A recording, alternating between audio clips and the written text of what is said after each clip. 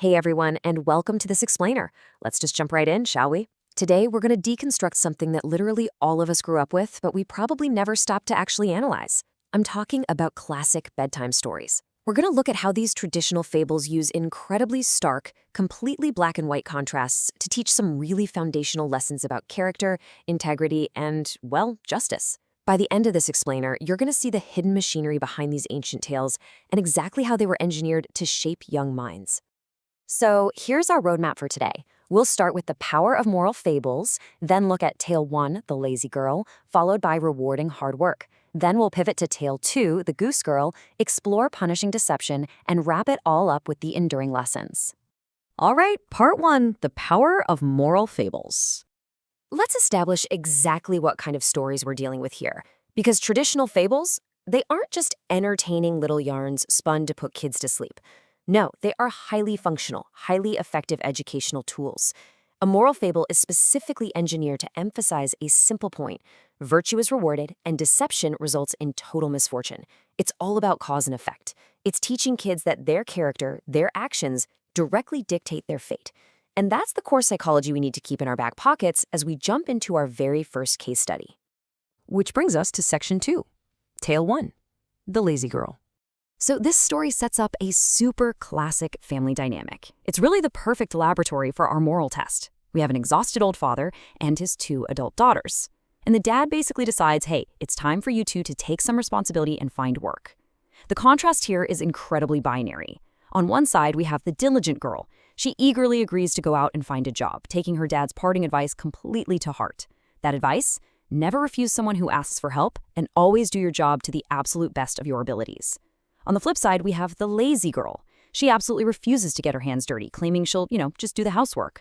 But instead, she just stays home and lets the house get dirtier and messier every single day. So the battle lines for our moral lesson are officially drawn. Now watch how this builds through the classic rule of 3. The diligent girl sets out to find work and almost immediately faces 3 consecutive tests of her character. Step 1. She encounters a tree with dry branches that literally asks her for help. And what does she do? She cleans the branches until her palms are bruised and gives it her own drinking water.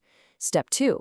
She finds a cracked hearth. Without even hesitating, she uses mud to patch the cracks, getting her clothes completely filthy in the process. And step 3, she meets a lamb covered head to toe in black coal. Because, well, why not? It's a fairy tale. She bathes the lamb in a lake, getting totally drenched herself. The absolutely crucial point here is this. She willingly gets bruised, dirty, and drenched to help others, expecting absolutely zero reward. She just says, hey, you needed help, and I helped.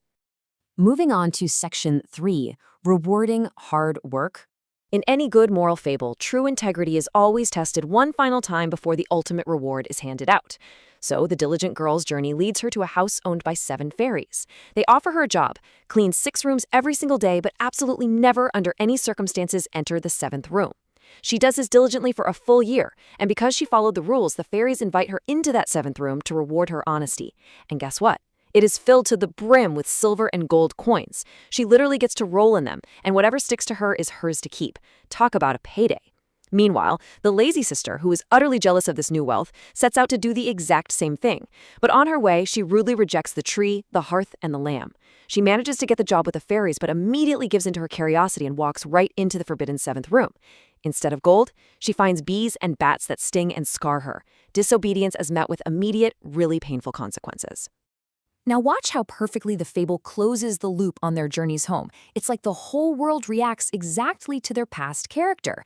For the diligent girl, the lamb gives her pearls, the hearth gives her warm bread, and the tree gives her sweet grape juice. It's beautiful. But for the lazy girl running home scarred and injured, the lamb just runs away from her.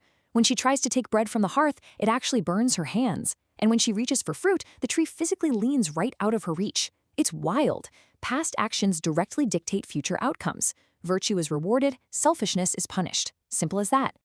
All right, let's switch gears. Section 4, Tale 2, the goose girl.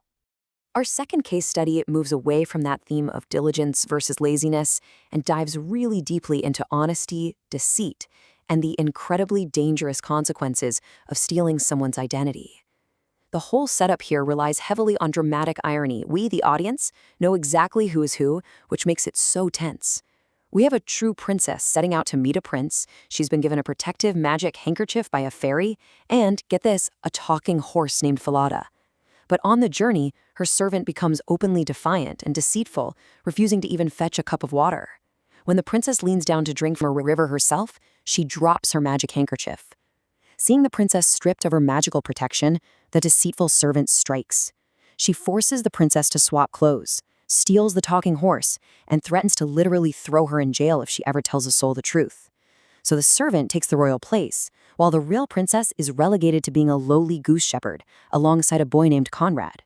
Out in the goose meadow, we get these absolutely brilliant, magical moments of narrative tension. The real princess unfastens her hair, revealing these beautiful, glittering, golden hair clips. The shepherd boy, Conrad, immediately tries to snatch them, but the princess recites this incredible little poem. Blow, crazy wind, blow fast and straight, take Conrad's hat and take it away. And no way it actually works. A wild, supernatural wind whips up out of nowhere, blowing Conrad's hat way up into the mountains, forcing him to chase it while she safely hides her gold clips. It's just this wonderful layer of supernatural justice, protecting her dignity even in her lowest state. Which leads us right into Section 5, punishing deception. Because as we know, deceit in these fables, it can never last forever. The truth here is uncovered through a surprisingly logical, step-by-step investigation by a very wise king. It's basically an ancient detective story. In the morning, Conrad complains to the king about this crazy goose girl who talks to horses and somehow commands the wind. Intrigued, the king secretly spies on the barn that afternoon and sees the girl talking to the chained horse Falada. By late afternoon, he hides in the meadow himself and actually witnesses that magical wind blow Conrad's hat away. Boom. He has gathered all his evidence. Finally, in the evening, he brings the crying goose girl into his presence. He comforts her, and bravely, she tells him the entire truth from the very beginning. And this leads to, honestly, one of the most brilliant narrative devices I've ever seen in a fable. The king throws a massive palace feast and sits the fake princess right next to the real princess, who is now beautifully dressed and totally unrecognizable to her former servants. The king casually tells the entire story of the royal court as if it's just some hypothetical scenario, and then turns to the fake princess and asks, "What punishment does such a liar deserve?" Unknowingly, the villain seals her own fate. She confidently declares, "The heaviest punishment must be given to that liar, her feet must be chained, and she must be imprisoned forever." The king immediately reveals the truth and holds her to her exact harsh sentence. I mean, deception punished by its own mouth? You can't write it better than that.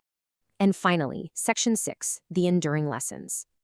Let's synthesize these stark outcomes to really look at the massive educational payload these fables deliver to kids. When you fall into the archetype of being virtuous and diligent, like our hardworking sister or our true princess, you are ultimately rewarded. You get wealth, a kingdom, peace. But if you fall into the archetype of being lazy or deceitful, the mechanics of the fable practically guarantee you're met with pain. We're talking burns, stings, and imprisonment. It is a crystal clear, totally uncompromising message designed to just drill into young minds the ultimate value of hard work, honesty, and justice, way over greed and taking shortcuts. And that leaves us with a really fascinating question to ponder. Do the stark lessons of these ancient fables, where your actions immediately and undeniably dictate your outcomes, do they still apply to the incredibly complex morality of our modern world? Does that black and white karmic justice still hold true today? Or are things a bit more gray? It's a great thought to chew on as you consider how these foundational childhood lessons continue to impact our view of integrity in real life. Thank you so much for joining me in this explainer. Keep asking questions, and I'll see you next time.